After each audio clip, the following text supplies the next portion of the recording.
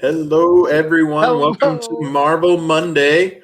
We're going to switch things up. You can see he's in the Tiki Room studio, but he just wanted to take a bit of a night off. So Mark wanted me to drive the show a little bit tonight. How you doing, Mark? Riding shotgun and loving every second of it, my friend. I have my co-host from United We Fan. Our premiere episode of United We Fan Plus went off, I wouldn't say without a hitch, but it still had many hitches and still went off okay, don't you think, Markie Mark? I think we definitely had some really great Mount Rushmores. Very catchy graphics. Yeah. I'm afraid we do have James running tech tonight, so if he wasn't, I think Mark would have just thrown it in there at any moment in time.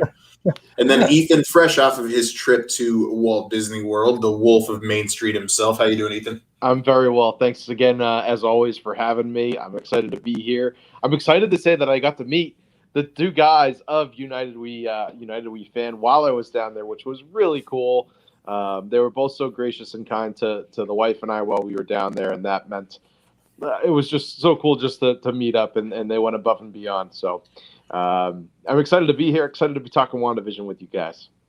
We've got Bryan in the comments channeling his inner Ebony Ma. Kind of freaks me out, to be 100% honest, but the wolf is here, the wolf is there, the wolf is everywhere. I try to be. So, gentlemen, I'm going to put this out there right now. As long as Mark allows me to stay in this studio, and as long as a single person is there listening and talking to me about this show, I am in it for the long haul tonight. I have cleared my schedule. I love this show. Don't drive angry. Yeah, that's right. So, all right, we'll let a few more people get in there. Yeah. Hi, Alicia. Alicia's here. Esther's here. Let us know what you thought of the episode. We know Amy and Dana just said they're still very much processing it. Oh, look at Han Solo himself. That's right. Piano Rob's here. Rob, I caught Katie. Corn Hi, Tunes Katie. for a little bit tonight. Rob was killing it with that set list tonight. The Beauty and the Beast near the end was wonderful. That was I joked and said that was like my CD mix in my car, tonight's playlist. Yeah, definitely. That was my Napster playlist. Oh, Napster. Wow. Rip. Mine was LimeWire. I don't know. I use that more.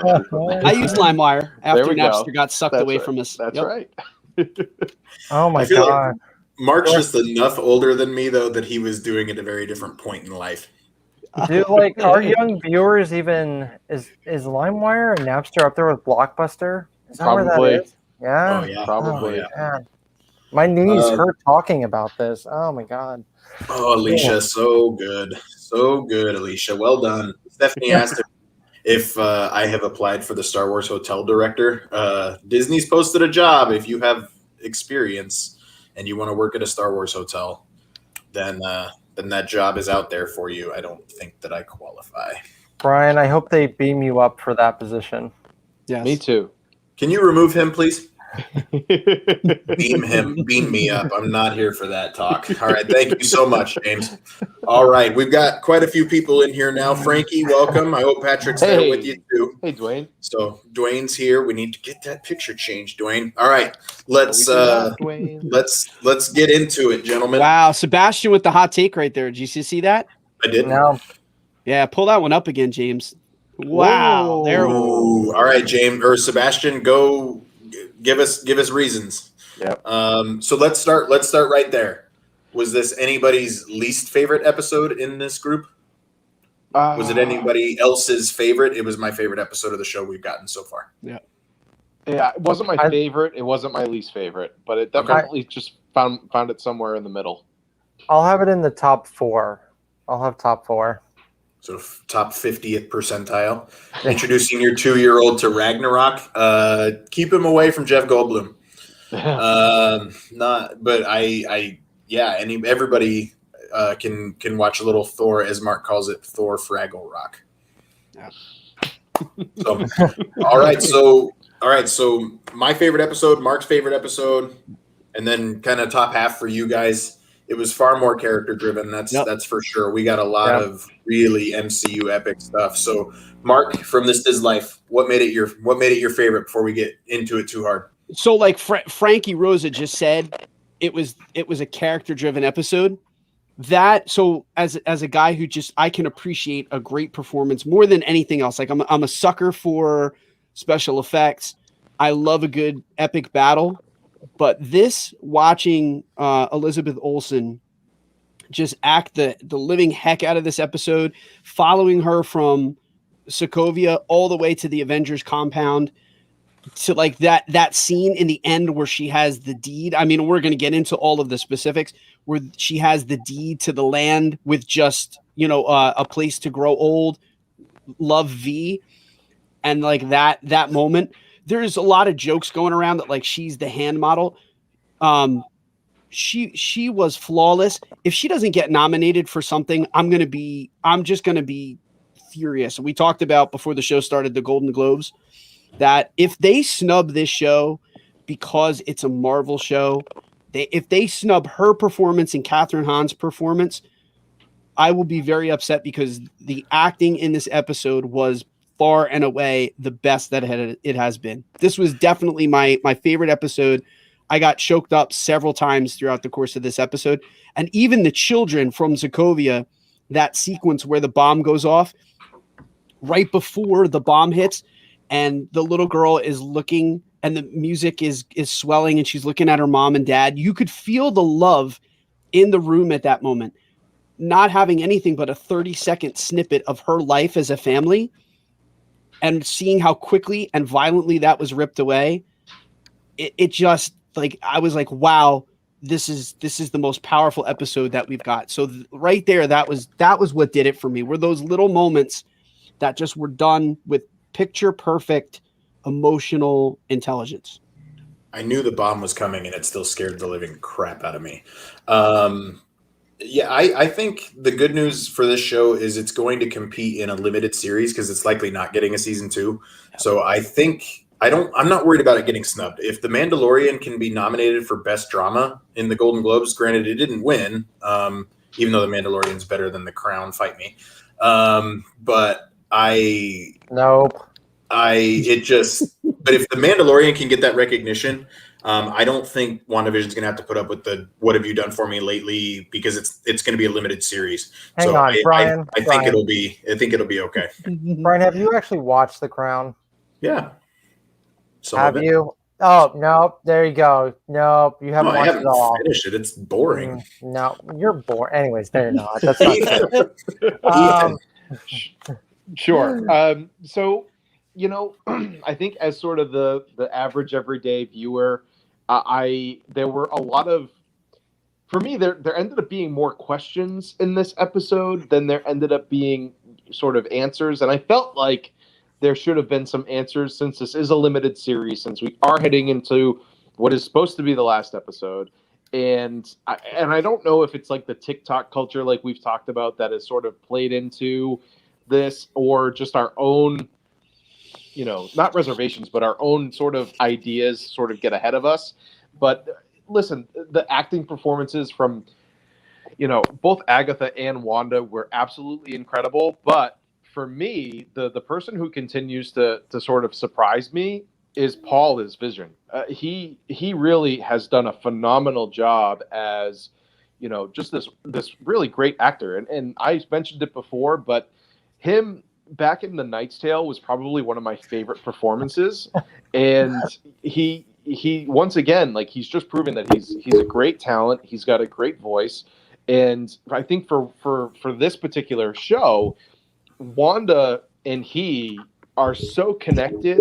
And I think that's what I really, really enjoyed about, this episode, was we got to see a little bit more of their relationship before it became this perfect world scenario. We saw how Vision was able to sort of bring Wanda down to earth and help unwind a little bit and make her giggle and laugh. And for me, that was just like a really raw, really real moment that I really enjoyed. And it wasn't my favorite episode. I think the Halloween episode will continue to be my favorite for a long time. But, this one was, yeah, there you go. There it is. I like it. But otherwise, like, this was a really great episode, but it did leave me with a lot of questions. So Sebastian is getting me fired up right now. Like, I'm very excited to get it. And I mean that in the nicest way possible. Wanda's family may not be the first to get hit in a bombing, no, but I mean, I knew it was coming because we've been told it since Avengers: Age of Ultron. Mark, what did you think? I don't. I think this show definitely needs to be thought about for production design awards and writing. I think the writing is very, very well written. I don't think Olsen deserves a nomination. I think Catherine Hahn and Paul Bettany, I will happily support them for acting nominations for their roles. This episode, the Avengers compound scene, I think is a scene that when the show's over, you'll remember that scene and go, "Oh my god, I just want to rewatch that scene so much." The scene with the family watching the old TV shows, I think there were just for this episode, it just had a lot of memorable moments for me, and this is why this episode will stand out. And the other ones, the other episodes at times, like, yeah, they were special and unique in the beginning, but then they kind of felt like your typical Marvel Cinematic Universe formula. But this episode was a character-driven one, and you don't often get that with the bigger epics. I feel like the bigger blockbusters, for them to just have a moment of two characters sitting on a bed, just having a heart-to-heart moment. And did anyone else just break down laughing when the Malcolm in the Middle clip, he just hammers on it and the whole thing collapses? I don't know. I thought it was hilarious. That funny because the man grievously injured himself. Yeah. But that scene alone, I can watch that scene over and over. I think it was a beautiful scene. And is the episode my favorite? Honestly, I'm not going to rank. I don't really want to rank them just yet. I want to finish the whole story, the whole catalog of the show. And then once everyone has stopped over analyzing everything and I can go back and watch it and just enjoy it for the pure entertainment, then I think is when I'll be like, that was my favorite. That one was my favorite. That one isn't my favorite, but I feel like Bryan would think that's the best episode. So I'll wait. You used it being a typical MCU thing as a derogatory term just now, and I'm just not at all. I'm just gonna move past it. But no. Well, here's the thing. It's like saying, that's typical Pixar. That means typical greatness. Just like typical MCU is typical greatness. I don't know why Ethan got removed. He was being very nice. All right, gentlemen. Well, let's get into it then. And we opened up 3.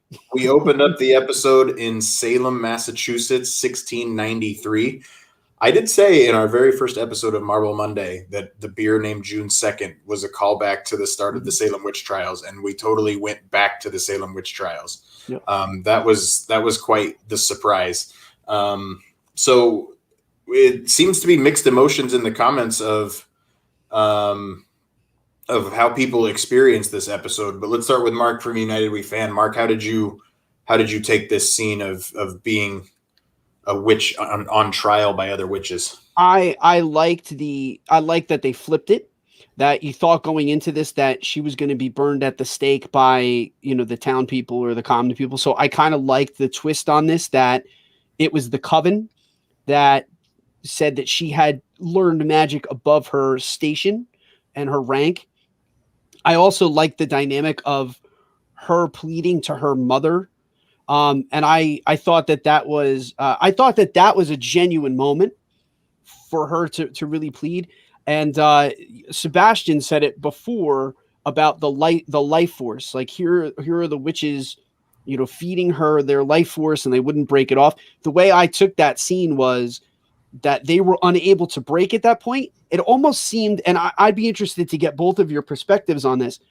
It almost seemed like the power that came forth surprised Agatha a little bit in that moment, because she seems to be fazed, at least initially, by their attacks, that it seems to be causing her a degree of pain and discomfort. And then she taps into something. It seems like it's like a subconscious thing that all of a sudden is tapped into, and then you can see the streams turn purple, and she's locked all of those witches in, and then she drains all of their life. It was a really fascinating scene. We didn't get a lot of answers as to the why all of that happened, but again, as a person who didn't understand that moment, I appreciated it just on its face value. And I'm very much looking forward to those answers coming, if not this in the finale, in the Chthon villain. Why did you go there already? You're who is already coming? speculating, man. Like you're Who's already coming? speculating. Because you need that hot take, man. You need the fat Thor take. You got to break it. You got to break it out early. So that's my hot take. Chthon is coming, gentlemen. Okay. Purple power, Frankie. Purple power. So Sebastian, and I mean this, I don't mean this in any disrespectful way at all. Sebastian's getting really hung up on what we weren't told in this particular scene. But this is to give us a backstory on Agatha and the fact that Agatha has been studying magic and dark magic, and she's very capable and has been studying for hundreds of years, literally, and she still has never come across anything like Wanda. I think if we wanted to get far more into Agatha, we can do so at a later date. I think getting hung up on too much of who is Agatha or who is Agatha's coven and all that kind of stuff. I just don't know if it's worth visiting that this quickly in this show. I read it the same way you did, Mark, is she was getting tied up and she couldn't break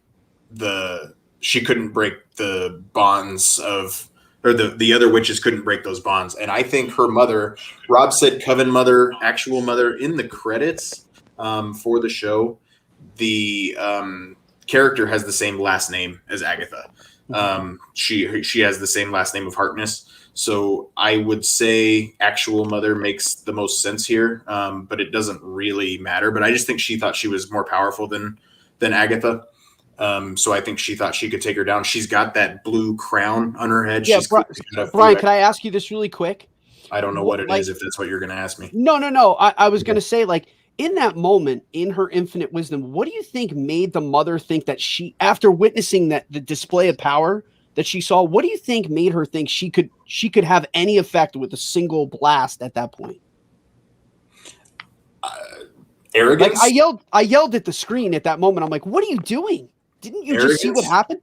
She's at least got to try, because if she doesn't try, then she's just going to be on the run anyway, and Agatha's going to keep going after her until she's dead anyway. That's how I read it. I think she knew she wasn't going to win, but I mean, she tried to go for the high ground, and that didn't work either. So, Ethan, how did you experience this?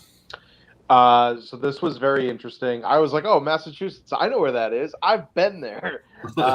So that was my immediate thought. But I got to agree with Sebastian in some sense, because it didn't answer a lot of the questions. But at the same time, I've sort of started to realize that, Agatha plays a role within this, and most certainly she sort of has this command over everything that she does anyway. Like, we sort of knew that going into this.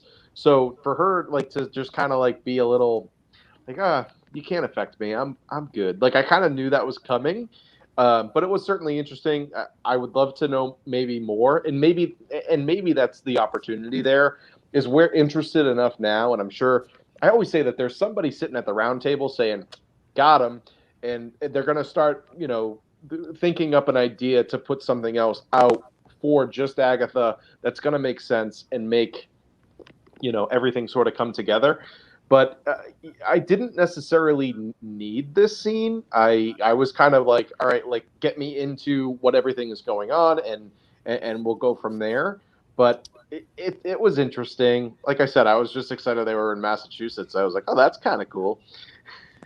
So welcome to Marvel Monday. We're going to spend our entire time talking about this opening scene, and then you can join us on Marvel Tuesday tomorrow to break down the rest of it. There's, oh man, so much in the comments of Agatha saying she wanted to be good, didn't want her mother to kill her. Agatha got every single thing she wanted from this entire interaction, just like she did with Vision. The woman is an actress. She's been at it for hundreds of years. She said, I can be good, and she had legitimate sarcasm in her voice. She wanted them to push her. She wanted their life force. She got exactly what she wanted, just like she got from Vision a couple weeks ago during the Halloween episode. Mark from United We Fan, you look like you're pondering something. I think I watched this scene very differently. There's heated debate right now about was that her real mom? Was that the Coven mom? And I didn't think that was a big takeaway from the scene. I was like, the emotion the two had, I was like, that's got to be her mom. And then you said the credits. I was like, okay, that's her mom. And then everyone is like debating, was she good? Was she trying to be good? Mm-hmm. I read the scene as she needed the last little piece unlocked for her to have unlimited power. And Yep. she That's got it once all the witches threw their purple little magic whips on her. And no, they were blue. They were blue. Oh, they weren't my purple. bad. Mm-hmm. So Big difference. once they did their little zappy zap zip zip and Blue. she absorbed it all. I honestly don't think she wanted to kill her mom because it wasn't right away. Her mom like had to come back for one more attempt, and that's when Agatha said, "Okay, yep, mom, if this is how you're gonna play it, I've got to finish you off." I think I hope Derek's kidding. I think the mom knew her daughter knew that she couldn't have too much power and what would happen. So I guess I'm a little confused about how I thought this scene was very straightforward. I think it definitely added backstory to Agatha. It wasn't too long, wasn't over the top, wasn't forced, felt very, I mean, I always say you could start it off with skip that scene. Where do we start? All right, we're back in the dungeon. All right, we don't really know like how evil Agatha is. Now we know that she took out her whole coven, took out her mom, what she's willing to do to get unlimited power. So that scene just showed a lot of who she was, and I thought was very vital. When you take out your mom, it says a lot about her. If nothing else, take from this scene, she's been seeing these things for hundreds and hundreds of years, and she still never came across anything like Wanda. I mean, if you just want to take the one thing from this scene, that's what it's there for. I don't want to harp. We have a lot of episodes to cover, and I don't want to harp too much on this opening scene. But my takeaway is just like Mark said, she got a taste for power. And then I think that the rest of the time that we haven't seen her for the rest of these hundreds of years have been a quest to fulfill that desire for the ultimate power. That's why Wanda unlocks that for her. Yes, Rob. Phenomenal cosmic powers. All right, let's. I don't want to move on, but I want to. Moving on. Okay, what's happening in Agatha's? What's happening in Agatha's cave? Ethan, how did you experience this? All right, so I just had to start putting some pieces together. Agatha, to me, sort of, it's almost like she has an off-on switch to what's going on. And the way that I took it was Agatha has been studying how to be a witch, how to understands the spells, understands, has the books and these leather-bound books, and then knows how to do all these things. The secret Jedi texts. Right. And Wanda doesn't necessarily. I guess I just sort of felt like Wanda doesn't necessarily understand that yet, or hasn't been training long enough to get that. So when Agatha hits her with just some like rudimentary stuff, it just sort of seems to hit Wanda like, oh, I don't know. And maybe I'm wrong in thinking that. I always feel really silly when I talk about what my thoughts were, because I'm sure you guys are listening to me like, oh wow, he's off in left field somewhere picking dandelions. But that was my immediate take was, all right, so here's this woman who's been around since 1693. She's been doing her thing probably long before that, and she knows a thing or two. And here we have Wanda, who's only been around for a few years and still learning the true depths, like we've talked about, really learning the true depths of her power. So to me, that's how I took this exchange. And as soon as Agatha sort of scrolled her up and had her in the bound and was like, no, we need to get to the bottom of how you're doing this, because Agatha has found out that Wanda is doing something that even Agatha doesn't understand. And now all of a sudden we're she wants to learn how to do it. So, yes, I mean, sure. Is Wanda going to be there? I mean, so there is the line of, these are runes, Wanda. Only the witch who casts the spells can perform magic here. So I mean, I think that's going to be Agatha's downfall next week. I think Wanda's going to learn how to cast some sort of runes, whether it's on the entire hex in general or whether it's in a room. I think she's going to be able to lure Agatha in somewhere. And yeah, you nailed that. You nailed that one. Like, Wanda she doesn't know what she's doing. She created this entire thing. She doesn't know what she's doing, and that's why Agatha gets so threatened by her and why she changes her tune at the end of the episode. Right. And here's the other thing, and as someone who's still, Rob hits it, like, seems Wanda was born a witch. I was under the impression throughout this entire, like, going into this, that Wanda became a witch, not that she was born one. So right. To me, that's really interesting too. So she was still waiting for her Hogwarts letter, and it never came. And now we're suddenly moving into Agatha needs to teach her a thing or two. So you're not wrong in thinking the Mind Stone is what caused that, because that's every indication we've had. I don't know if retcon's quite the right word, but we're now getting the full story that we all took it at face value, that bomb never went off. Now we're learning why that bomb never went off. Markie Mark, what did you think of Agatha's cave? I know you want it as your man cave. There's something relaxing about it, and I feel protected and safe in it. So I don't know.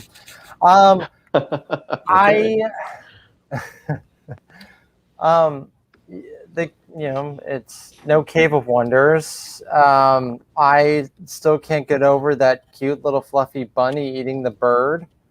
It changed back into a cicada. It changed into the cicada right before. Did it? Okay. Yeah. He ate just the bug. It's a little bit better. I mean, they did rule out that bug was Tommy early on, so that's good. Yeah, that's true. The cave. I don't know. I didn't think about this scene too much. I thought about more of the characters in it. I didn't think about her cave. The book. I like the one fan theory that it's the book missing from the Wise One's library where Doctor Strange trained. But yeah, I don't have too much on the cave. Mark, what do you think? It's not my favorite cave. I think that still belongs to another superhero. I had to piggyback off that. I also didn't give the cave much thought, and it also, Mark, you're spot on. It's not my favorite scene in general, though. It's not my favorite cave, but it's sort of, as far as like a den of instruction goes, it certainly runs a distant second to Christian Grey's closet of education. Man, Freudian slip there. Holy cow. We've now entered the red room of this. Yes, we're in the red room. That's why he's wearing that shirt. 50 shades of Agatha. Mark murmured on This Is Life. Listen, that's kind of how I took the cave, to be honest with you. That as off-putting as that may be to some of you, it was 50 shades of Agatha in that cave. That's what it was meant to do. It was to educate Wanda, to whip her into shape, figuratively, or to get thrown against the wall once or twice to get roughed up, because that's how Agatha rolls. She just gets a little rough. My children on the other side of that wall watching this episode. But that cave served the purpose of taking Wanda through. Now we know what the commercials meant. They were not the Mind Stones. They were not all of the things that TikTokers have been speculating. Yeah. Every single one of those commercials represented a period of trauma in her life that they were encoded. And then we got to see them again in sequential order from the toaster onward. So now we know, when you go back and look at the commercials, what they actually were. But that den served the purpose for Agatha to find out the fullness of the story and to see just how, I want to say, how active Wanda has been in the development of her power. I'm afraid to step into the tiki room now. So, okay. Yes, Jared. Thank you, Jared. Everybody is, man, the hate for this episode is killing me. Okay. If you've been watching Marvel Monday, we told you all along what the commercials were. I am having a hard time breaking down this week's commercial. You guys saw the commercial this week, right? That Buick commercial for like those last 5 minutes of the episode. Just a Buick Was commercial. that a commercial? It sure seemed like it. But anyway, It did. It was very much. It was very Buicky. But anyway, I just Catherine Hahn, and this is why I love the opening episode too. The more it's for the children, yeah. The more we get of Catherine Hahn as Agatha Harkness, I'm all about it. I think she looked great. They de-aged her, did a much better job than they did with Luke Skywalker. Lucasfilm needs to start borrowing from Marvel Studios there. Her? She's much younger in the Salem mass stuff. Like, do we know that for a fact that they yes. use aging technology? Yes, really? Okay. Yes, they said it was a special effect. So wow. They did de-age her using computers, not a ton, which is what helps, but she looked great. I love Catherine Hahn. So, but the way she's able to portray her frustration in this moment, not only with Ethan, is that your wife? She always has problems getting her a name on there. I'm not sure. So, the way she's able to portray her frustration, not only with the entire situation, the sitcom episodes, she says, I came here. So we know she didn't ever meet Wanda in the past. She came here because she followed the evidence of such powerful magic at one time, but she's frustrated with the sitcom episode or all that kind of stuff. And she's now, how did you do it? How did you do it? You didn't even tell Pietro, which how did we never put together the name Pietro? Like fake Pietro, it was right in front of us and we never called him Pietro. Like that really bums me out. But the way she acts this scene, I'm very, very disappointed that Mark says Elizabeth Olsen doesn't deserve an Emmy. But we're gonna move on, not from this particular sequence, but just the entire show. And I feel the need to also clarify, not this Mark, Markie Mark. I think she gives a really good performance. Will I be mad if she gets nominated? No, but I think the front runners would be Agatha and Wanda, or no, Agatha and Vision. I think they're the ones who I think are the. Okay, well, we have actor in a lead role, actress in a supporting role, actress in a leading role. Can't we win all three here? Come on. Can you? Yeah. Will it happen? No. And probably when not. the Emmy nominations come out, we'll have a fun chat then about it. Schitt's Creek would beg to differ. I love Schitt's Creek. Snooper's gonna snoop. So. How do you explain the cape being there? I mean, Agatha has a lot of powers, and Agatha needs a place to practice her magic. I've said this a couple times, Sebastian. By no means do I mean any disrespect, but I can tell that I'm not going to be able to turn you around too much on this particular episode. You've got passions going the other way, and I love it. I love seeing the other side of it. Let's move on to more what Sebastian's arguing is. Does Agatha have any righteous intentions? What does she want with Agatha? Or excuse me, what does Agatha want with Wanda? Mark from This Diz Life, what do you think there? To connect it to the opening scene again. Sorry to go back to the beginning again, but I think that she had a taste of that dark power. She's studying magic that is beyond her station. Wanda is the key to her unlocking greater power for something that, again, we just don't know. I don't want to be one of those guys on TikTok and speculate what it is, even though it is Chthon.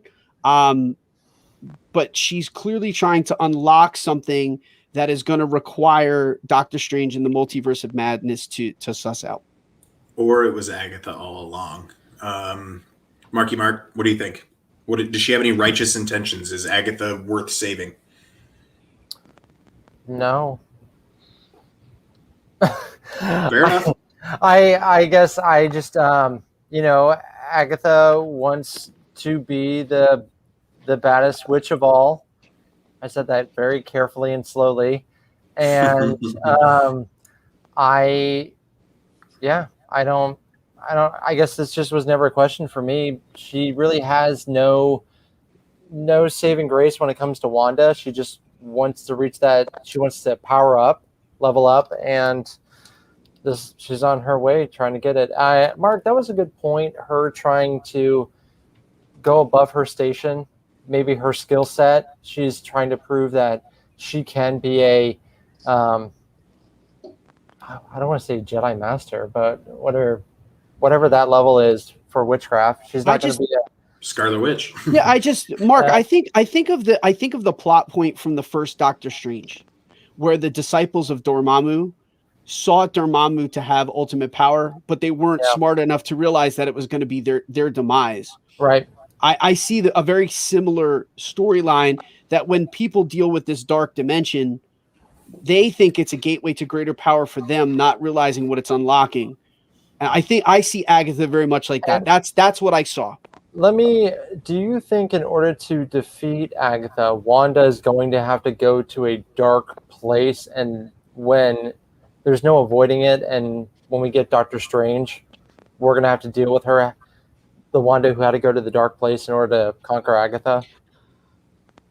I think it's the opposite. I think it's Elsa style of Love All Along, like more fighting for the right things and overcoming her darkness and harnessing her power. Her power isn't inherently evil.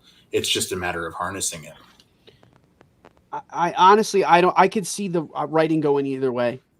I could see Agatha using everything to teach and tutor her, much like she is in the books, to unlock greater power for herself. I think it's going to ultimately depend on what happens in the finale too, and how she deals with the inevitable loss again of Vision, which she's going to have to come to terms with again. Jennifer, we're gonna get there. Sebastian just put up a comment in that said that Agatha said she discovered this cave, that it was under her house all along. That's not something that I remember at all.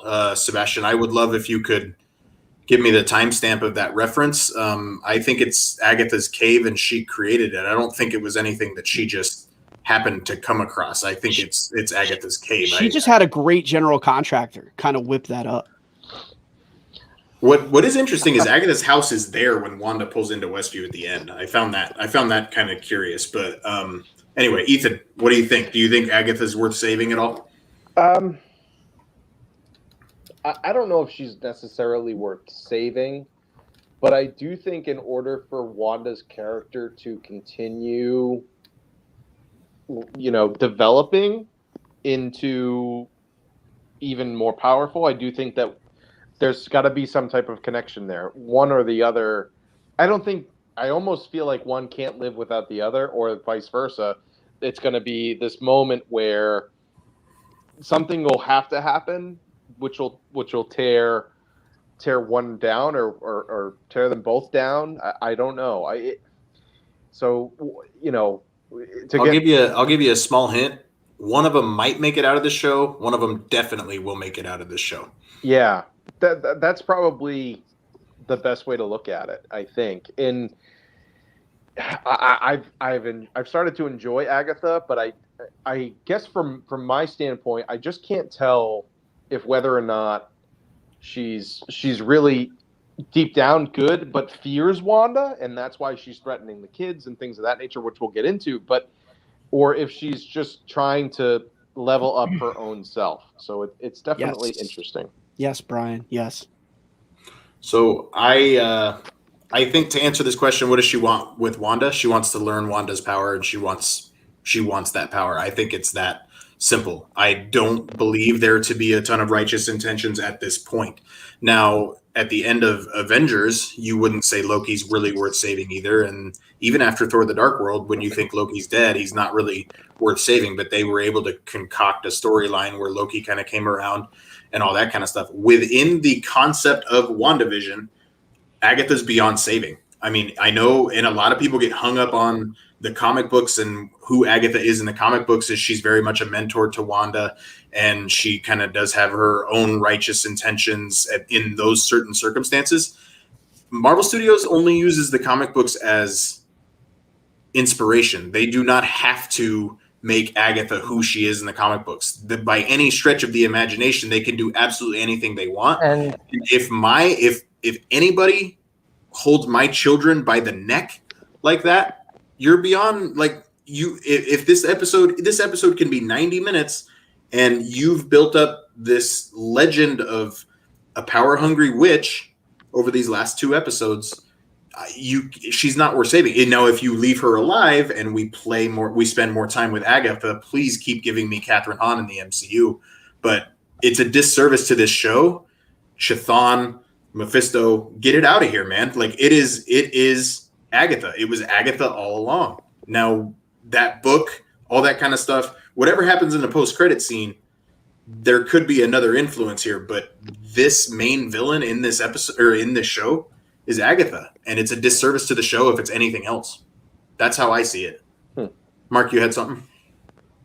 Oh, well, you scared me first when you started talking about strangling your children. I was like, oh God, scary Bryan. Don't strangle my children, man.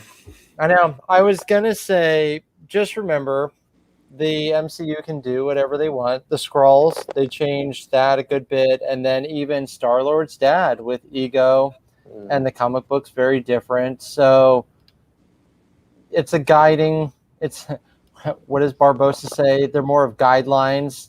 So yeah. There was a comment about China. Can you bring that back up, James? I don't. I know that there's. I can't remember the name of the YouTube channel. It's a really well watched YouTube channel. All of a sudden now they're Mephisto, no demons, no nothing like that. The only two issues I would have with that is one, that would have been the case all along. So why were we so speculative about Mephisto until we got 7 episodes in to now change our minds on it? And two, Disney Plus isn't in China. Nope. So I don't think you're going to market to something that has no. Eventually, Disney Plus will make it to China. I think that is a valid thing, especially with Star Wars: The Rise of Skywalker. We didn't get rumored. We didn't get the Force Ghost scenes with all those extra Force Ghosts because China and their rules with portraying spirits, and that's why Ghost Luke Skywalker looks so alive. But I'm not a cultural authority by any stretch of the imagination, but the simple fact is China doesn't have Disney Plus, so I don't think they're making decisions based upon what a country that can't even consume the product yet. And lest we forget that China is also very strict about what content they allow, which is another thing that I think will delay Disney Plus there. It's not the catalog is not going to be anything like it is in the United States. China is very strict with what kind of content they allow the people to consume in that country. So, all right, let's move on to our next question. Keep going, James. Okay, so she plucks a hair out of Wanda's head, does the exact same thing that Doctor Strange does with Thor's hair in Thor Ragnarok, and opens a portal to another dimension. We go back to Sokovia, 1999. 10-year-old Wanda and Agatha complaining about how loud Pietro is. Like, that was amazing to me. We talked about it already. The child actors, this show has knocked it out of the park with child actors. It's really hard to find ones, especially my co-host Marc from United We Fan. Child actors can get on his nerves really quickly. Have we gotten there in this show, Marc? There are so many easy acting faults that could have happened that have happened on other shows. This show is not making any of those mistakes. I haven't eye rolled once. I haven't gone, ugh. I mean, the same kid, one of Wanda's children, he's in one of her child. He's haunting a Hill House. He makes me want to throw stuff through the wall. But in this Julian show, Hillard. Yeah, Julian Hillard. That's Billy. If you've seen the show, it's the scene where they're running out of the house and he's in the car and he like has this scream, crying that just is nails on chalkboard. But anyways, no annoying children actors in this one. No children were hurt in the making of this show by Marc from United We Fan. I want to call out Michaela Russell. She played young Wanda in this scene, and she was absolutely incredible. Stephanie, don't think too much about it. Let's call it 2000 then. It definitely is a continuity thing, something I'm willing to overlook. Yes, Frankie. But Marc will absorb. Yeah. Ethan, what did you think of young Wanda specifically? How did you take this in? So I thought it was very picturesque. Like, there was this big fight going on the outside, and you had a mom and dad who were just simply trying to entertain their kids.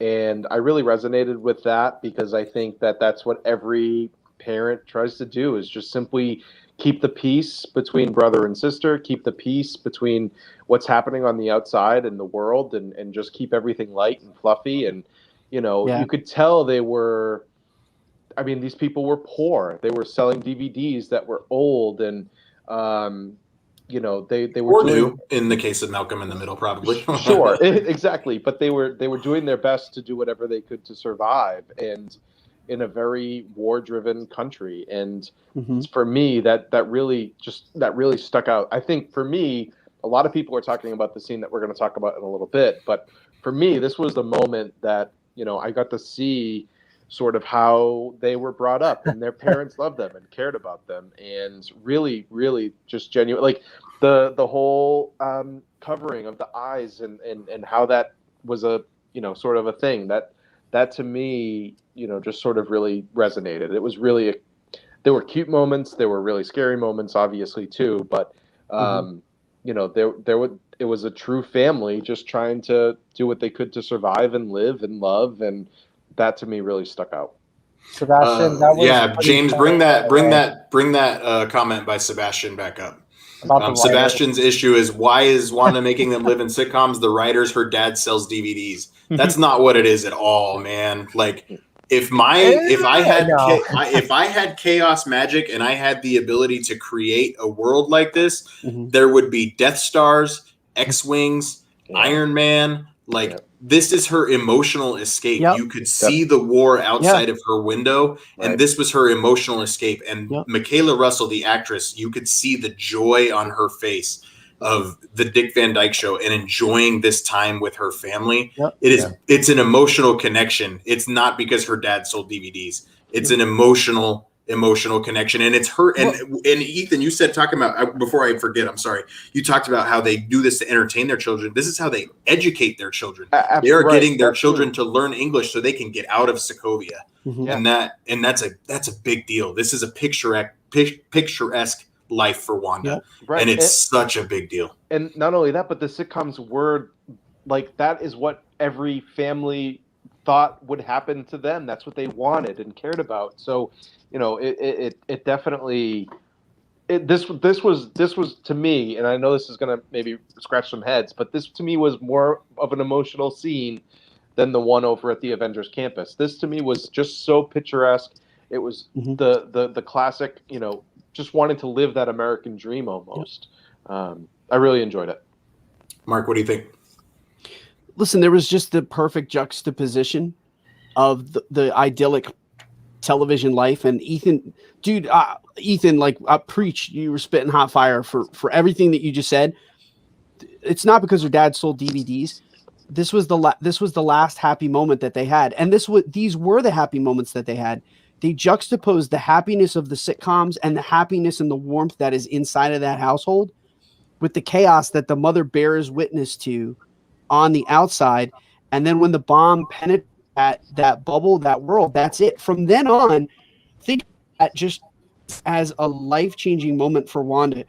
She knew happiness and love and togetherness all encapsulated in those television shows that they watched in a nightly ritual.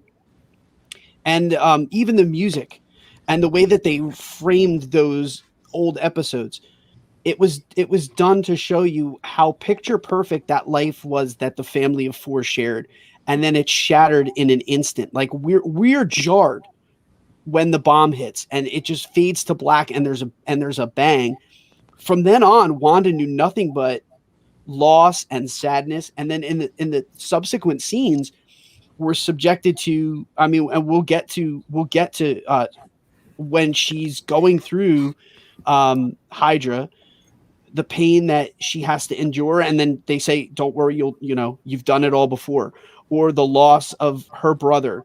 And this is the only happy sequence that we really see, save for that one tender moment that she shares with Vision again. And then we know that's the start of a healing for her. And then she loses him too. And like she can't cope with the grief of that. I was floored. Floored. Think about what this show has been for us. Think about when The Mandalorian came out in October. We had just gone through a pandemic. Life had been hell forever. We wanted new content. We wanted our form of escapism. The Mandalorian came out. WandaVision has come out. It's our form of escapism. And it's just, and if that doesn't land with somebody, then I'm genuinely sorry. Like I wish it had landed. I wish you were able to see the writer's intentions because it's a powerful scene. Listen, Sebastian too. I understand. So Sebastian is just pointing out the convenience of the writing in that matter. But Right.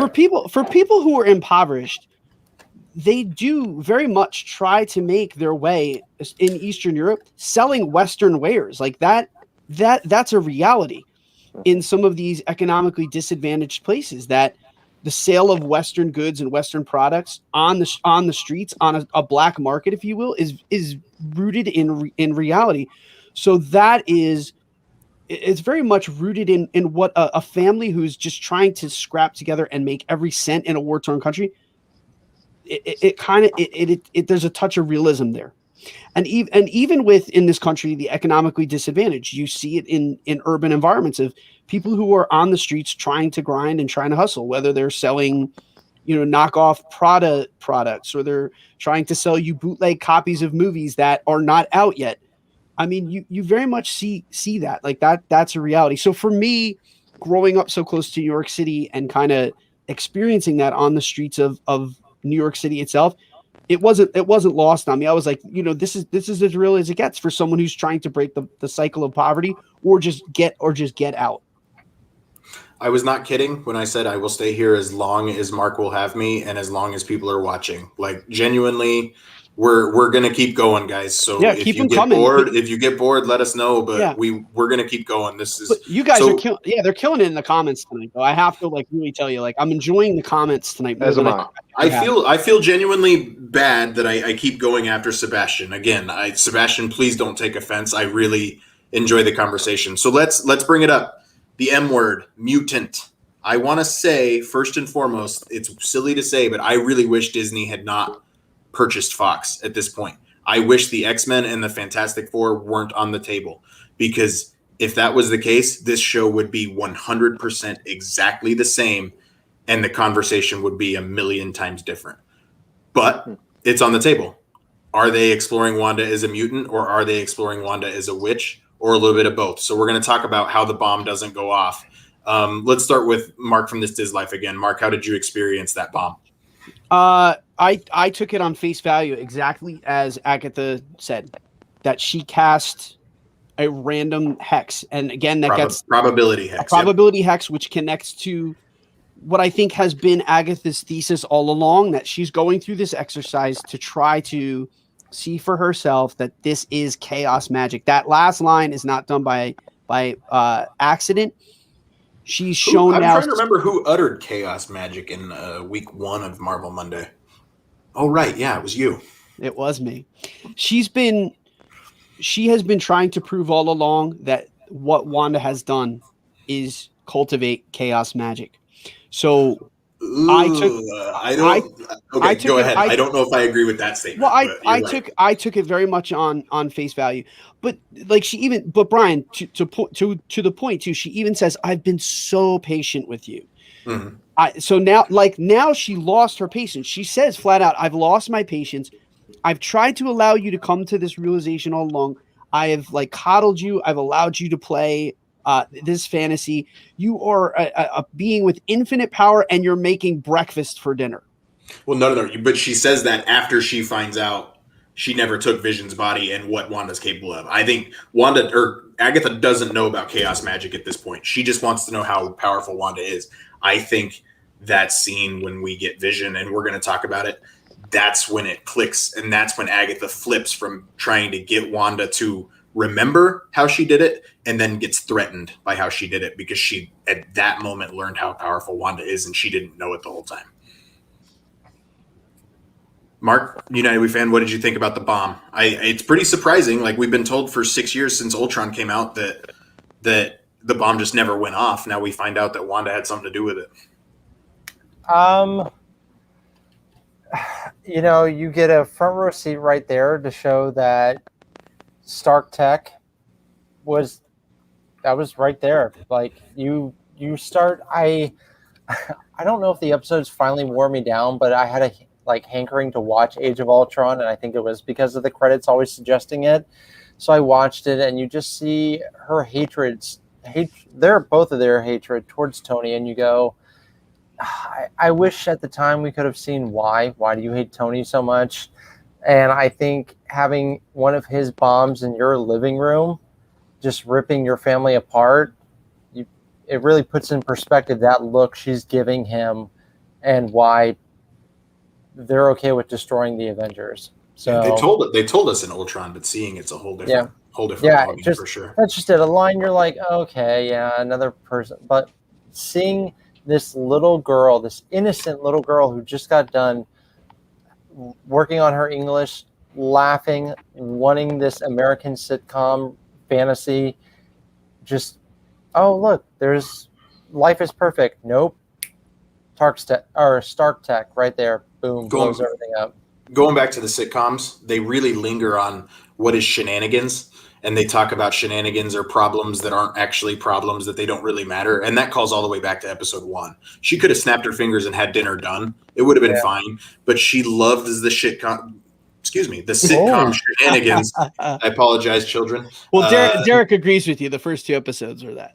Yeah, Derek from Satisfactual Sign Company. Anyway, yes, but she could have snapped her fingers and dinner would have been done. But she loves the sitcom shenanigans, the problem that's not a problem, and it eventually all turns out in the end. So somebody said, did she keep the TV on? I guess she could have, but she talks to herself of when it's all over, it was all a dream, it wasn't real, and then Pietro says, don't, which tells me this isn't the first time Wanda has done something magical, and I think Pietro was worried she was going to set the bomb off. Did anybody else like that line from Agatha when she's like, a bomb blew up your family and then you joined it wasn't a terrorist group. What did she say? She says terrorist group, an anti, I can't remember the exact line, but yeah. But that line was just so good from Agatha, and Wanda's just like, we were trying to change the world.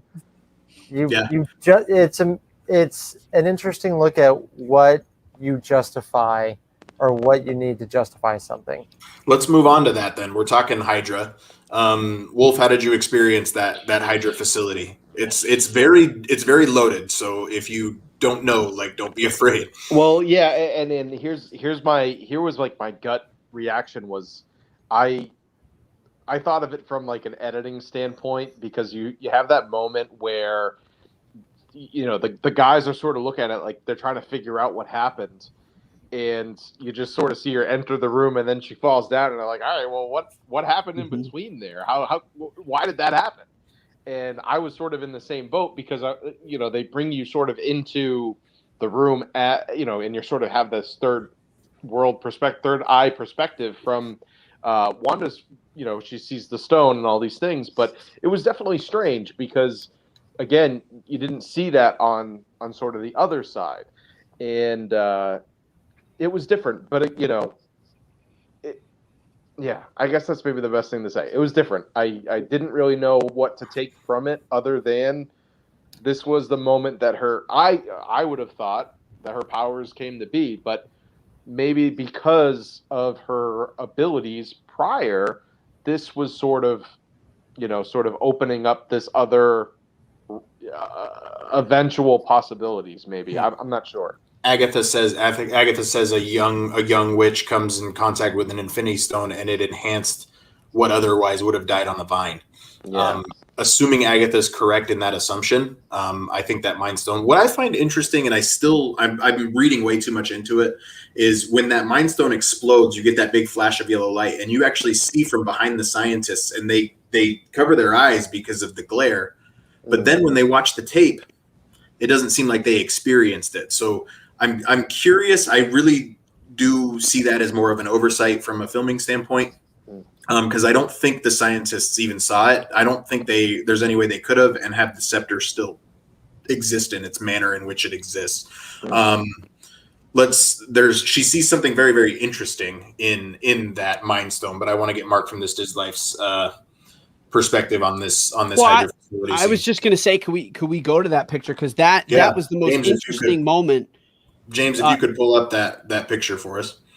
Yeah, that moment was easily the most interesting moment for me, when she gets, no pun intended, a vision of herself as the Scarlet Witch. Like, she sees into that Mind Stone, and she can see what she is destined to become at that point.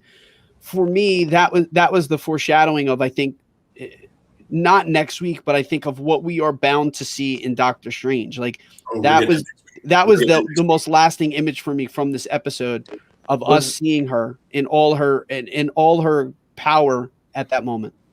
Was that just a quick glint? Like, because I must have missed that. Was that quick? It was a couple of seconds. It's a couple seconds. You can even see the reflection in her eyeballs. They definitely linger on it for a little bit. I'm going to really read into this. Is she says that costume for Halloween was a Sokovian fortune teller. I just think she's Sokovian and she's seen her future, calling herself the Sokovian fortune teller. I think that's what she based her costume off of. Not that it matters, but still, I think it's cool. Mark, we've seen promotional footage of the costume in like a television, like up here on Wanda. I would be shocked if we didn't get her new costume in this show.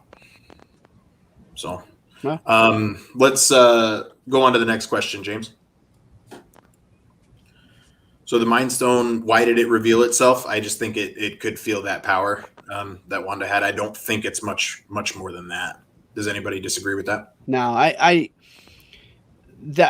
that's exactly how I read it. That the Mind Stone felt her power, it felt her potential, and it realized that in that moment. Rob put up a comment, said, did she recreate the Mind Stone for Vision to live in this reality? I don't think so. That's a lot to ask for her, though she created vibranium. So, I mean, the only thing that tells me no is that Vision got outside the hex and was falling apart. That's the only... But, I mean, they're going to answer the question because Jimmy Woo even said it. How did she do it with it, bring him back without the Mind Stone? Like, they're even educating people who don't exactly know what's going on. I think they're going to answer that question, and I'm afraid of what the answer is. Let's move on to the next question, please, James. Oh, the one we've been waiting for. Can I go first? Yeah. Okay. This scene is so incredible.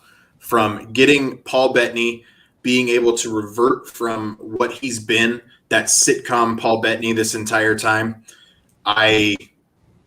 He's been good in what he does. At the same time, he can fall right back into who Vision was in Captain America Civil War at the Avengers compound when Wanda says it. It's the first home that we shared together. He comes through the wall, which is a callback to Captain America Civil War, saying, we talked about this. You can't be walking through walls. But just all of it and being capitalized with what is grief, if not love persevering. The writing for this entire scene, the emotion of this entire scene will, like Mark said it earlier, it's going to live forever. It's going to be the scene that I remember. Mark, from United We Fan, how did you experience the Avengers compound scene? I liked seeing an older version of Vision. I'm sorry. I just jumped. Go ahead, Mark, buddy. Keep going, Mark. I like seeing an older version of Vision. Again, from an acting, the acting is what really grabbed me in this episode the most. Was that we go back to an earlier, you can see even the understanding that Vision has about life and humanity. It's very much an infantile emotional intelligence at that point. And I liked the simplicity of what he says to her. You know, I've always been alone. That entire series where he discusses that with her, I thought was just such a wonderful sequence and a wonderful scene, because it reminds us of who Vision was before falling in love with Wanda and before gaining his, dare we say, humanity through the emotional relationship that he has with her. And it really, again, just reinforced how strong their love is and how real their love is, and that bond, which has grown since this scene into that end moment where he's gone, and those two things being back to back, almost like it really just hit home for me. It was awesome. It was awesome. I was choking up a little bit. How about you, Mark? I mean, Agatha even, and somebody else mentioned it, but I looked at it and I said, even Agatha wiped away a tear. That wasn't fake. It's not like You think, Wanda. you think it was real? I experienced it fake the first time, but I've experienced it real ever since. Well, here's the thing. Wanda's not looking at her, and it's not like she's breaking the fourth wall looking at the camera going, Mm-hmm. you know, like she. Yeah, I it's a agree with little you. off to Nice the call, side dude. moment. Mm-hmm. And I love moments that could be something out of a play. You know, you don't need big scenes, big props, just focused on two people sitting on a bed, just having an innocent conversation about why a outside patio roof falling on a man is funny. You know, like it was just such a cute, heartfelt moment. Her rebuilding, him trying to be more human, and they just have that moment where Wanda kind of gets lost into Vision's eyes, and you see him actually like have that moment of I'm feeling something, and he smiles. He does like that dorky like high school teenage John Hughes boy smile of, oh my god, the girl, like I made her smile, I made her laugh, and then they go back to watching the TV and they're having that cute dorky conversation. I think this scene made that relationship. It was already one of my I don't want to say one of my favorite MCU relationships, but it definitely it raised it up there as to me having Wanda and Vision up there as far as MCU couples goes. Ethan, how about you? It's a newer relationship to you. It definitely is, but it felt like something that I think that we've all probably been a part of at some point, where we find the new love interest or we find someone that we're interested in, and we just simply want to have that conversation that leads to a giggle or a laugh or just something that says, "Hey, I kind of like you too," and I think that Mark hit it on the head really well. Both Marks hit it both just really really well.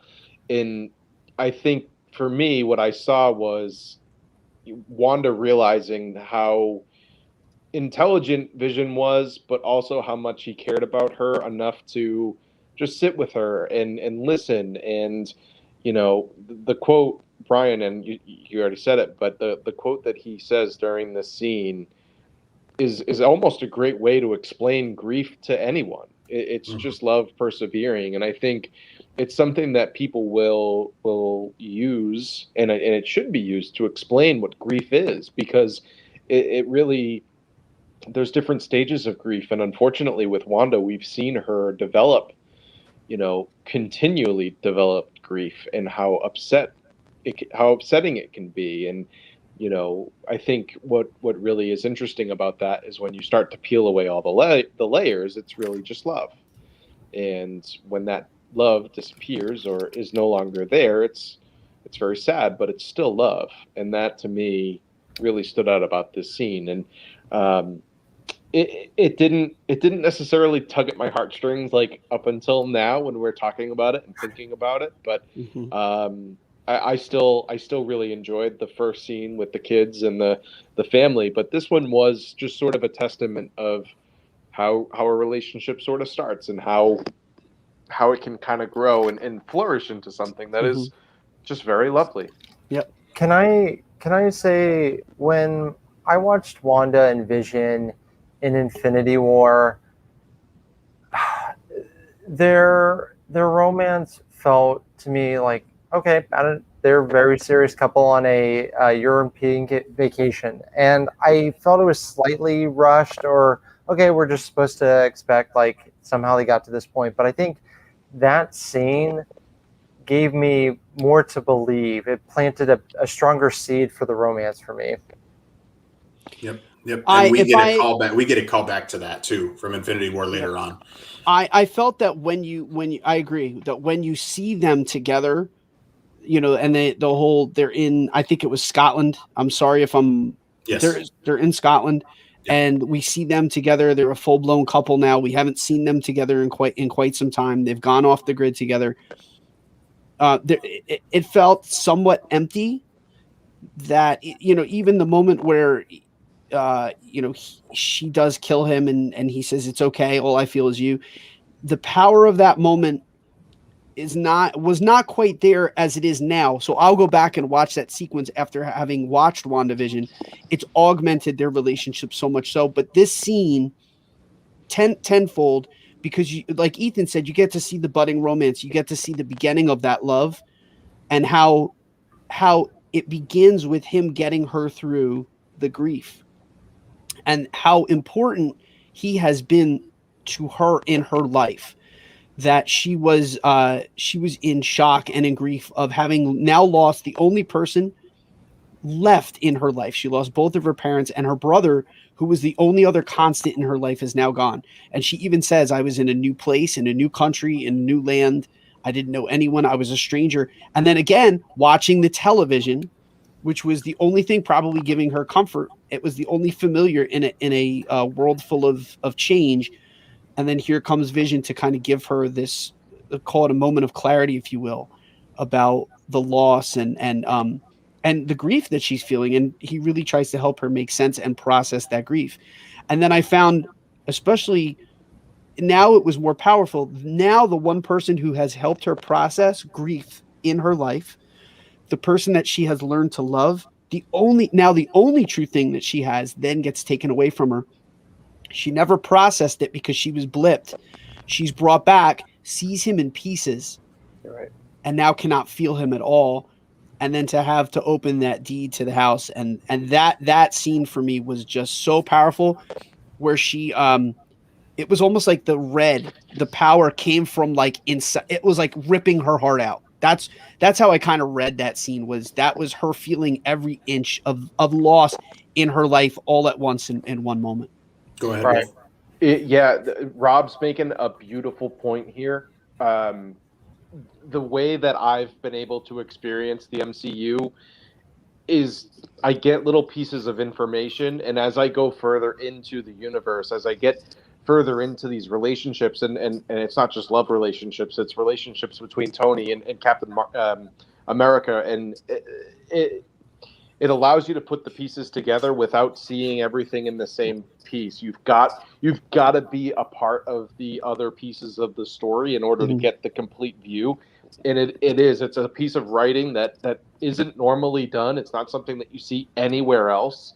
And it really is. It's absolutely astonishing how a writer can take a minuscule piece of information and make it important in something else. I think that's so cool and so beautifully well done. Go ahead. Yeah, Sorry. No, I'm with you. Like, and Frankie, you even just said it. I'm with you. I wasn't really too invested in Wanda and Vision's relationship. Sorry. You're good. I wasn't too invested, and now after watching this episode, I had an honest thought where I was like, "Oh man, I wanted a TV series about this, about Wanda and Vision's relationship right here." Yeah. Oh wait, this is the only show, and this is it. Oh man. All right. So, Go back and watch Captain America: Civil War. The scene where he's making her paprikash, and he's going out there emotionally to do something nice for somebody. Yeah, and that comes after this conversation. I'm sure it does. And it's just, but you can see it in every fiber of his being. He wants to make her happy and let her go to the grocery store, but Tony Stark won't let him. I mean, can I get a hot take really quick too? And I'm sorry if I'm going to offend. This is what drove me crazy with the Martin Scorsese comments. When go. Listen, this is what drove me with the Martin Scorsese attitude of Marvel shows are just these tentpole circus, like these theme park things. Martin, not to offend your overly sensitive nature, but these films are doing a lot more than The Irishman did for me, my friend. I saw nothing in your latest bloated epic that would convince me that the product that you have been putting out for the last 15 to 20 years will top this on an emotional level and the way that it will connect with the greater people. I find that there is an elitism when it comes to writing and Hollywood that people will poo-poo the type of stuff that's happening in these shows and in these movies, and they will write them off and say, because they contain action sequences and because a 3-year-old can appreciate it just like a 30-year-old, that it can't be good. To them, I present this show and say, you're full of malarkey. You're wrong. Ooh, strong words. These shows are some of the best stuff that you're getting right now. And if you can't see it, then you're an elitist. Yeah. And you really need to check yourself. Just because it's not an art house film doesn't mean there's not great writing and great acting going on. That scene and that sequence was proof positive that what is happening right now in the MCU, and dare I say what's been happening in the MCU, is some of the best stuff that Hollywood is putting out. Yeah. And, I'm sorry that people can't get behind an art house film unless they have the Academy or, they have groups of the gatekeepers telling you like this, not this. You can't dictate to people what good acting and what good film is just because you brand it. So, Mark, I would love to double down on this with you and say, people walk around from The Irishman. First off, it took me 3 tries to finish it because it felt recycled Martin Scorsese, and it didn't bring me really any emotional connection to the characters. I felt the writing was just very formulated from previous works of his. I'll even go as far as say that's my issue with the Joker. When I first watched the Joker, I was blown away, but then as I thought about it, I didn't really walk away with too much. What the MCU is doing, they're telling stories in a different way now. Everything has changed, and they have changed how everything is done, and they're showing you, just like if we go back and remember in Spider-Man 2, there's a scene where Tobey Maguire and Aunt May are having a heartfelt moment. I remember going, oh my God, this is a summer blockbuster, and they're having a cute moment. And then this show now, after we had big explosions, big special effects, we're having 2 people sit on a bed and just have a pure moment about discovering emotions, discovering love. And if Martin Scorsese, who I respect your films, Casino, Goodfellas, The Departed, I get it. You have done wonderful things, but to dismiss it for someone who fights for films that have changed cinema, you're contradicting yourself by belittling films that are changing cinema, that are bringing new imagination to storytellers out there. People are wanting to write new stories based on things they're learning. They want to go to the movies more. Marty, you want to, I'm calling you Marty, you want people to go to the movies, to come back to the movies. Him, go for it. This is getting people to go to the movies. I'm sorry, if I would have seen The Irishman in theaters, I would have been like, oh, look, it's the I'm glad I watched it at home. Like I said, listen, that's it, dude. That's it. Preach. These movies, these tentpole films, these carnivals, if you will, are what are keeping cinemas open and alive. There is a reason. There is a reason that people will go in droves to see these movies. It's because they are entertaining. They're enjoyable. They hit home. Again, James just put it up there as a joke a second ago about Mark's soapbox. This is 100% the biggest soapbox that I have about the entertainment industry, that I am sick of the gatekeepers telling us what is good and what should be watched. Watch this, not that. Watch this movie, which has 42 lines of dialogue throughout the entire movie. I'm sorry, The Revenant, I'm looking at you. Don't tell me that The Revenant is a great movie because it's got, dozens of lines, and a movie like this is terrible because, it's just filled with explosions and action sequences. Good writing is good writing. This show is good writing. That's just it. I think people forget that The Wizard of Oz, that wasn't meant to be some big classic movie. Jaws, that was the first summer blockbuster, and people were like, "Oh wait, this is actually a well-written movie that was supposed to just be a summer blockbuster." Who directed that movie? I forgot. The Steven Spielberg, Oh, right, two-time yeah. Oscar winner, should have been. Anyways, more. Star Wars, you had a guy in a teddy bear costume on spaceships. Like, nobody took it seriously. And then the Academy was like, wait a minute, this changed cinema. Wait, who, like, not every film is going to be The Godfather. Not every film is going to be Schindler's List. But just as The Godfather and Schindler's List changed cinema, the Avengers have changed cinema. And let's also mention that these studios are willing to take a chance on those smaller films because they're raking it in with films like this. Yes. And they'll take losses on those films because they can recoup recoup the box office or any losses that they take from the box offices on films that are higher risk. Yep. These films allow those filmmakers to play around in the sandbox. If not, these studios would shut them down completely. Yep. Don't get me started. All right, guys, let's move on. We're gonna need a bigger show. Yeah. Agatha says parents dead, brother dead, Vision dead. What could you do when he wasn't there to bring you back from the dark? She goes into the Sword headquarters, and we get kind of what we thought was coming. She goes stomping in there, and then all of a sudden, the next thing we know, she's standing at the security desk with Mr. Gatekeeping Doorman, and she is waiting patiently for her chance to talk to, as he introduces himself, Director Hayward, not actor Director Hayward, because he's a tool. He manipulated Wanda perfectly for what he wanted from this scene. He said, "Not everybody has the power to bring someone they love back online, forgive me, back to life." He knows exactly what he's doing. He wants her to go down there to see if what she's going to do is actually what's going to bring him back to life. When she puts her hand to his head, a lot of Vision does light up. But every time I've watched it since, the pieces of Vision that are lit up when she does her power are already lit up ahead of time. So I don't know if Hayward actually got what he wanted from here. Before we move on, she puts her hand on his head, calls back to that scene in Infinity War, which makes that Scotland scene so much more powerful now. And she says, "I just feel you."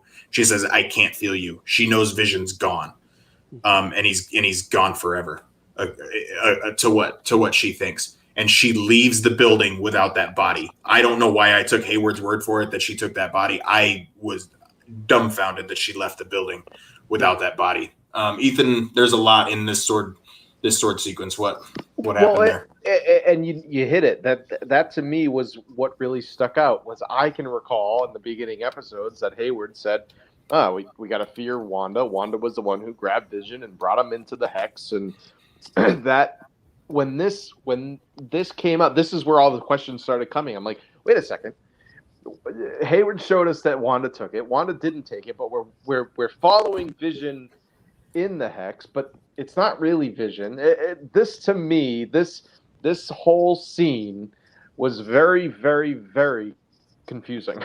And I think also on top of that, I'll have to go back and rewatch now a couple times because it just seemed like the person that Hayward portrayed to the team at Sword, in terms of what Wanda was capable of, and that she is a threat. And it just didn't seem to me like, yeah, she opened the door in a kind of a snap because she had been held up. But other than that, she didn't seem to me, and she broke the glass and got down there, but she didn't seem to me like that big of a threat compared to what Hayward described her as to the rest of the team. And it's just very interesting. We've learned she can turn the guns on somebody she wants to, and she doesn't at this point. Like she goes down there and she, I think, realizes what she's done. Yeah. Wanda did everything right.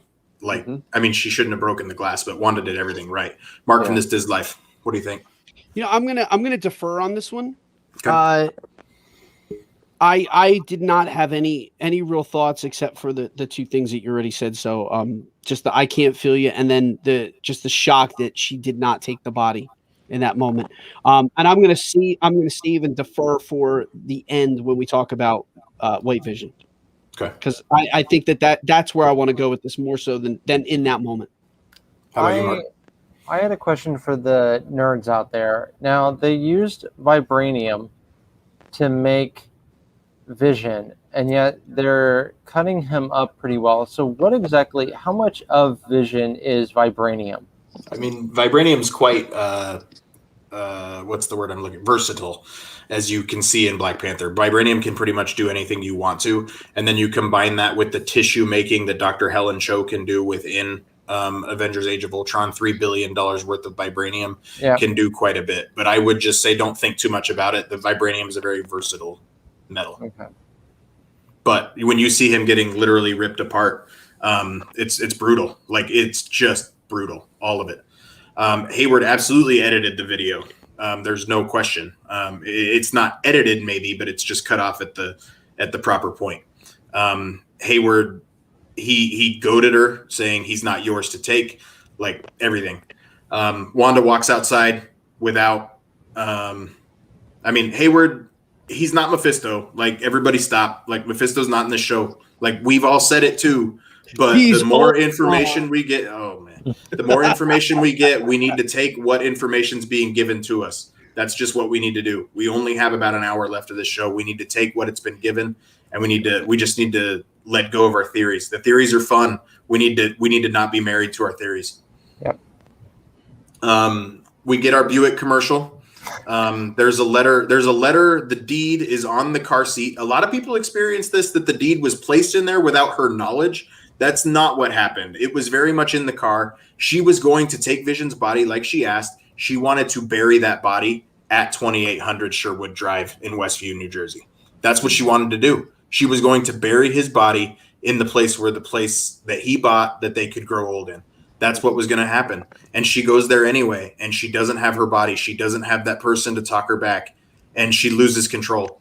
And we see that. Go ahead, Ethan. It took me a few minutes, and I think, for maybe the average fan, but it took me a few minutes to realize that when she's pulling into Westview, we are after Endgame. We are coming into still an area that's still very New Jersey. Yes. I'm sorry. But still, like, very desolate. There's not a whole lot of like life there. They're starting to rebuild. They're starting to come back. They're starting to, sort of find their feet, if you will. So it took me a minute to say, like, all right, well, how come it's so run down? Like, what's really going on here? But then I had to remember, everything else that was sort of playing into that. Remember Scott Lang in San Francisco, like during that 5 years later, like San Francisco's awful. Said it's only been a week since Avengers Endgame, so they're really building up. Phil Jones is going to teach piano lessons on his grandmother's piano. It was so good to see that mustache back. I need more of that. But so she creates this entire thing, and this is what freaks Agatha out, is it's all physical. The kids are real. Vision is real. Vision was being tracked by Hayward through a decaying vibranium signature. Wanda created vibranium. Wanda is extremely, extremely powerful. And this is where Agatha freaks out. And a lot of people are pointing out the end when Wanda finds herself on that soundstage with the lights and the studio audience, all that kind of stuff. People saying, why didn't Vision see that? I don't think that that's how Wanda or Vision saw this 50s sitcom Dick Van Dyke show. I think it's now what Wanda's seeing. It's not the same that she saw back then.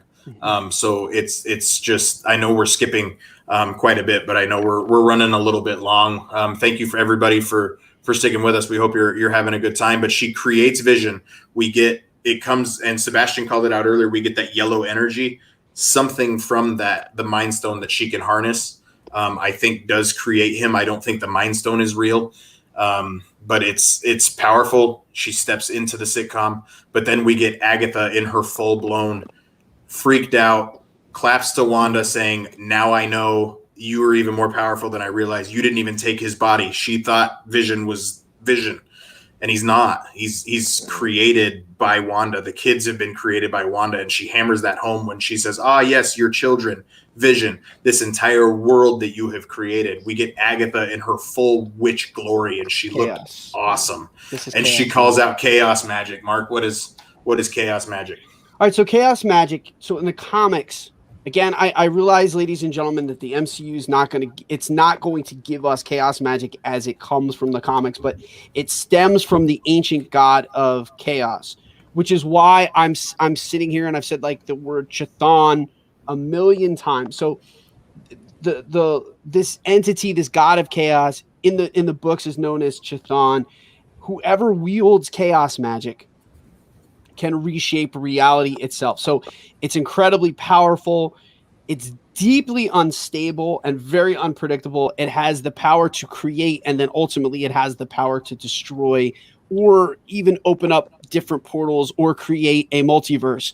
We know where this show is going. We know that it is going to lead into the multiverse of madness. So you've had a lot of speculation all over that people have now shifted from it being Mephisto to being Chthon, including you, including myself. I and Bryan, who's in the comments for Mouse Ears and Magic, happens to agree with me on that one. I know that the two of us have talked about Chthon, but it allows us to kind of connect to the greater narrative, which again, I think that this show, one, it's established a lot of stuff on its own. We've been talking about it for the last hour and 32 minutes for a reason, but this show is probably going to be a one-off, and it is there to set up the greater narrative of Doctor Strange and the Multiverse of Madness. And I think that that's ultimately what's going to happen. We're going to see the Scarlet Witch in all of her power. We're going to see her now come to actualize the power that she has been wielding unknowingly now for a while. In some regard, Agatha has been a tutor for her of sorts. I know that she does tutor her in the books, and she runs borderline of villain and also a mentor for the Scarlet Witch. So in that regard, we did get that through this sequence. We did get her mentoring the Scarlet Witch to make her actualize what she has and the power that she really has. And I think at the end of all of this, we're going to get Chthon. I think we're going to get connected to the dark dimension. I think if I had to make a prediction, that's what Agatha's goal has been all along. She wants to bring about Chthon to increase and enhance her power and pull out the power from the dark dimension. I have not been looking at the comments because I've been deep in chaos magic right now. That's my take. Go ahead. Can I make a prediction about the next episode? Yeah. Everyone is going to be disappointed. They're going to bring up how there was not some big character brought on like they thought there was going to be. Nothing with Fantastic Four or X-Men is going to be brought up. People are not going to be satisfied because they got themselves carried away in theories and conspiracy theories and all that. And I think they're going to take a break from it. And the next Marvel movie or Doctor Strange is going to come out and they're like, I'm going to need to watch WandaVision. Exactly. They're going to go back and they're going to actually enjoy it and go, man, I wish I would have just turned off and just had a fun ride instead of trying to thank the Phoenicians the whole time. Mark, Frankie says keep the expectations low. Shoot the expectations up for a good episode, but don't shoot them up for mutants or Fantastic Four. But listen, that's what Marvel does best. They always, every single Marvel film leaves you wanting more. That's what this episode and this series is going to do. It's going to leave you wanting more so that the next time that we see this story arc in Doctor Strange, people will not be able to stay away from the theaters, COVID or not. They're going to want to see it. And you'll be back in 2 weeks for Falcon and Winter Soldier. Ethan, what do you think? Yeah, I'll be honest. I'm sort of excited about the fact that if this is going to play into another film, my wife's going to want to see it. That's exciting. What it's all about, man. That to me is exciting. The fact that Jen's gotten into this and there's going to be a movie that sort of shows what's going to like maybe the highest of high or the lowest of low moments going into Doctor Strange for Wanda. That's exciting to me. We get to go to the movies, we get to have a date night, and sort of play out the rest of the film. Well, Can you Ethan, leave- that's what I get with Thor. Whenever Thor's on the screen, my wife's like, "Who's in this?" I'm like, "Chris Helmsworth." She's like, "We're going." James, can you bring back Coach DeFranco's comment? I've been waiting to get to this all night. People are going to be disappointed with the actor Paul Bettany has been wanting to work with theory.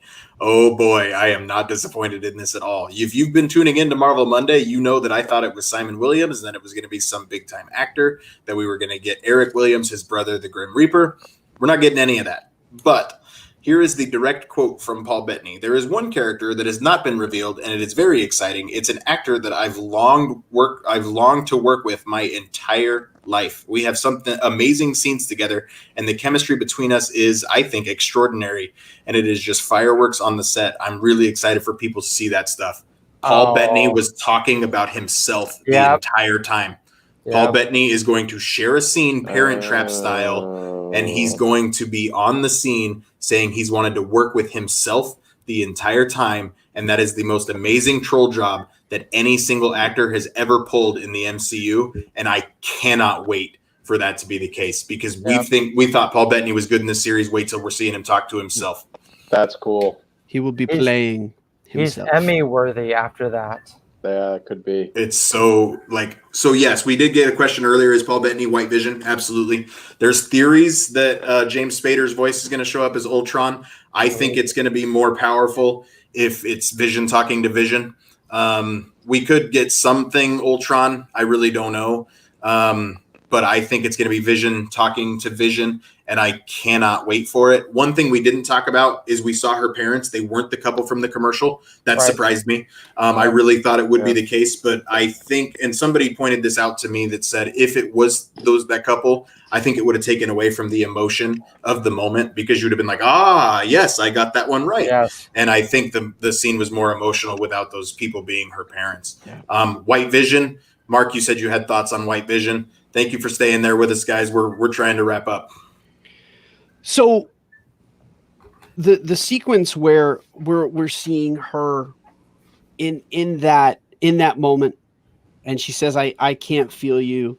And you know, the whole time we've been expecting that she's taken this body. What I got from that scene and from that sequence is that the only thing that she wants to take now from this is the love and the emotion.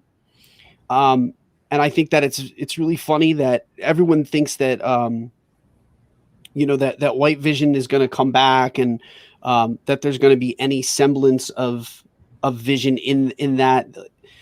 Again, I'm going to be proven wrong because I keep talking about the books, but White Vision is notorious emotion. He's emotionless.